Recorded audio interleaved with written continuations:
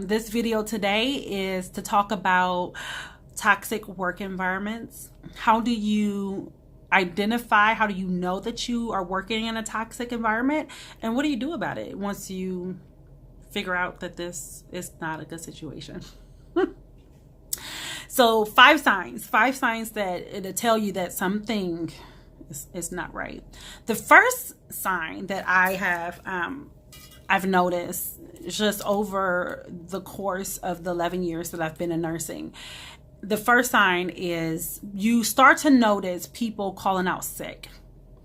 And a couple of things are happening when you start to notice that people are calling in sick more and more. And then sometimes it's people who've never called in sick. And you notice that they're calling in sick once a week, once a month, a couple of times a month. They really can be sick because we know that, mental and emotional issues can physically make us ill. I know that drama makes me physically ill. My GI system can't take it. My hair can't take it. My skin, it can't take it. So I know for a fact that when I am stressed out, that I get physically ill and that my body feels it. It really does impact me physically. But then there's the other side of it where sometimes people are taking sick days because they're wore out. They are just absolutely wore out. And they just cannot fathom, or they just cannot push themselves to come into work another day. It's like they wake up and they're like, not today. I can't do it. I can't deal with it today. And that becomes a problem because now you have this hole to fill. It's like a snowball effect. You call out and then the work that you were supposed to do has to be put on someone else. And so they have your work and their work, and then it's like a bottleneck type of situation. And so, you have these people who are calling out, and maybe they are really sick. Maybe they just need a mental health day, or, they might just be interviewing. They might need to take that time because they're like, I'm getting out of here. But once that you notice, once you identify that you have a higher than normal call out rate, then you may want to start paying close attention to the attendance and trends. And you may want to address this with your staff and with your workforce before you start losing people. And there's an easy way to do it. You can say, I noticed that you've called out sick a lot, X amount of times in the last week or two. And I just want to check on you. I want to see, is everything okay? Is there something going on here at work that maybe I'm not aware of, or something that I can change or impact? Or, you don't want to get all up in their business, but you definitely want to just see, what's going on. The second sign that I've noticed about working in a toxic environment is that your department or your organization becomes a revolving door. When you are constantly hiring and firing people and you're accepting resignations, you have to know that something is not right. You have to know that people are probably running to the heels. It's a sign that there is definitely something rotten in Denmark. You also want to look at your turnover rate. Is this a big issue? Like, are we hiring more people because we're expanding, or are we hiring more people because we're losing people and we're constantly trying to backfill and replace the positions that we lost? Why are people leaving? If you find out that your staff are leaving intentionally because of things that are going wrong, you want to make sure that you're thoughtful about the information that you're receiving and that you're acting on it, because you definitely want to make sure that you are addressing the issue, because you don't want it to perpetuate. You don't want to continue this cycle. So if you have a bad apple that is causing people to say, I'm not dealing with this, I'm grown and I'm not, so I'm going to leave, then you probably want to make sure that you cut that bad apple from the tree. You want to cut it down before it infects your entire grove, your entire forest. You want to cut it down, and you want to make sure that bad apple dies, because all it's going to do is going to permeate the people who are there, and a little leaven leavens the whole lump.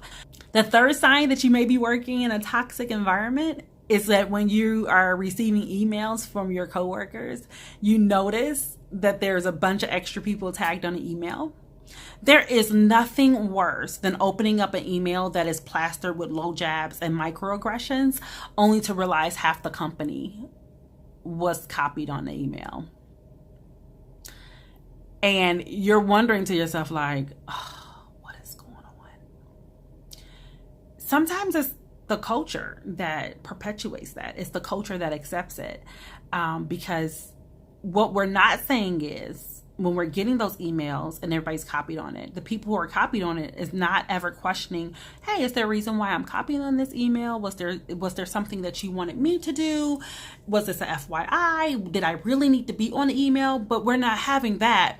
What we have is people who are like, oh, great job, or thank you for pointing that out, or thank you for copying such and such and such and such on it, because we're feeding into that environment that says we can't trust one another. That's all that says, is that I can't trust you, or I want you to know that I want everybody to know how horribly you failed.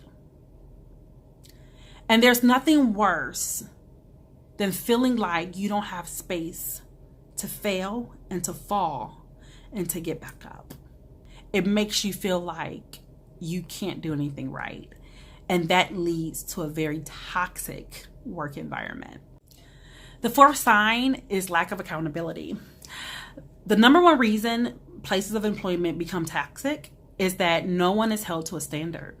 It feels like it is the Wild Wild West and everyone is standing on their own, doing their own thing. There is lack of support, which leads to a lack of accountability, which leads to tension, which leads to toxicity.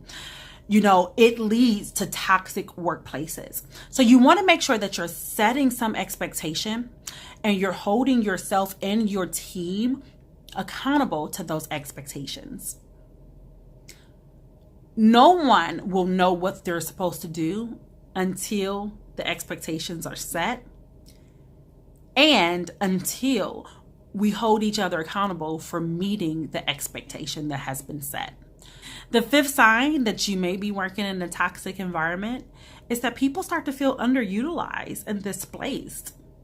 Whenever your high performers begin to wonder what place they have in an organization and how they could move forward with the organization and with the vision and with the mission, the water is probably toxic.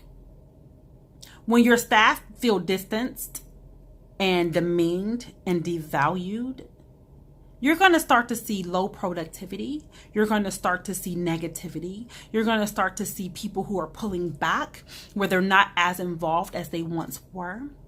And it's so hard to perform when you know that what you're doing is not having an impact or that it's not valued. So I would tell leaders, check the pH of your water. Is it too acidic? Check your environment, check your atmosphere. And if you notice that you're starting to have people who feel like they have nothing left to give because they're not being appreciated, they're not being utilized at the top of their ability, they're not being appreciated and valued, then 9 times out of 10, they're going to fall back. And that's a dangerous place to be. And as a woman, I can tell you, when women stop talking, we've already start setting up our exit strategy and our exit plan. So that is a really hard place to be. When people stop talking and stop coming to the table and stop negotiating, they have lost hope in ever moving forward.